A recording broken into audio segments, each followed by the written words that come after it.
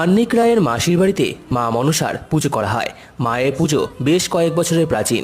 মায়ের অনেক মহিমা। প্রত্যেক শনিবার এখানে মায়ের কাছে বেড়াল এসে দুধ খেয়ে যায়। এক সময় তার মাসির যখন খুব অভাব ছিল, তখন তার মাসি মায়ের কাছে বলেছিল যে, মা তুমি আমাকে 20 টাকা দাও।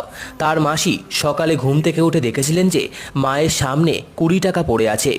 এরকম মায়ের অনেক মহিমা রয়েছে এবং অনেকেই তা মায়ের কাছে এসে ফল পেয়েছেন। তারপর একদিন তার মাসিকে মা মনসা স্বপ্নাদেশ দিলেন, তুই আমাকে বাড়িতে নিয়ে আয়। মন্দির হওয়ার আগে দুটি সাপ মন্দিরের জায়গায় গিয়ে বাস করত। তারপর মাকে প্রতিষ্ঠা করা হয়। প্রত্যেক বছর ভাদ্র মাসে মায়ের পুজো ধুমধামের সাথে পালন করা হয়। অষ্টমঙ্গলায় তাদের বাড়িতে আরেকটি মা আসেন।